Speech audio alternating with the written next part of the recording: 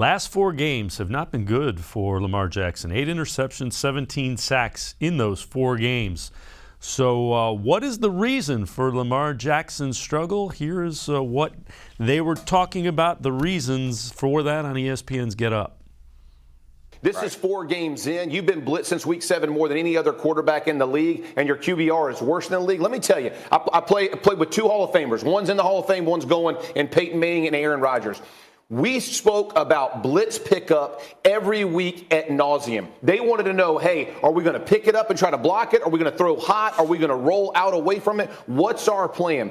And you have to take ownership of it if you're the quarterback. Greg Roman ain't out on the field on Sundays. He's not out there taking shots. And the plan can't be scramble around and buy time and throw the ball deep. There has to be bang, bang plays made from the quarterback position. And I do put this on Lamar Jackson because it is at some point your responsibility. I don't care what everybody else says. I remember Peyton Manning would have fights with coaches. They'd be like, oh, don't chase ghosts. And he would look at him and go, I'm not chasing ghosts. I'm out there. It's my job to make sure I protect myself. That's where Lamar needs to be. The best conversations are always the ones that we didn't plan. So let's just live in this a minute. Marcus, let me come to you.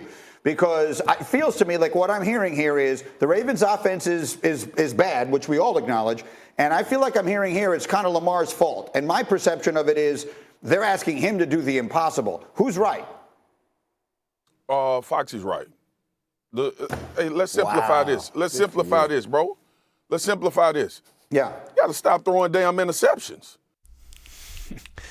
And let's welcome in Tim Bielik from the Plain Dealer and cleveland.com. Tim, let's hope he doesn't figure out what's going wrong until after the game on Sunday against the Browns, because that's the scary thing.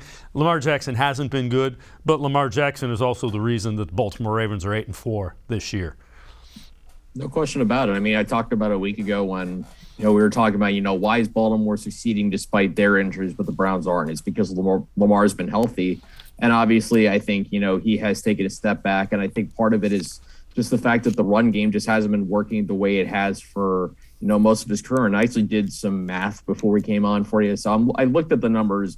Last year, the Ravens led the league, averaging getting about 191.3 yards rushing a game last season. This year, 147.1. Not too bad on its own. It's one of the best in football, but that's a difference of 44.2 yards. Otherwise, if you take a touchback into the equation, that take the ball to the 20-yard line, that's half the football field. That's instantly 3 points that Justin Tucker gives you right there.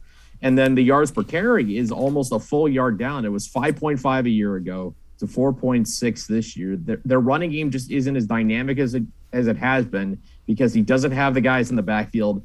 Defenses, I think, are realizing that, and that's why I feel like they're keying more on trying to pressure Lamar. And obviously, we saw that really manifest, particularly in Miami. The Browns were able to do it to a pretty effective level, getting those 4 interceptions. I don't know if they can get 4 again, but considering Baltimore's offense is more one-dimensional against the run than it's really been in Lamar's time in Baltimore, that weighs heavily into why, even though they're winning, it's been tight for these guys, and why Lamar maybe hasn't been able to do what he has done throughout his career, and that's essentially be Superman.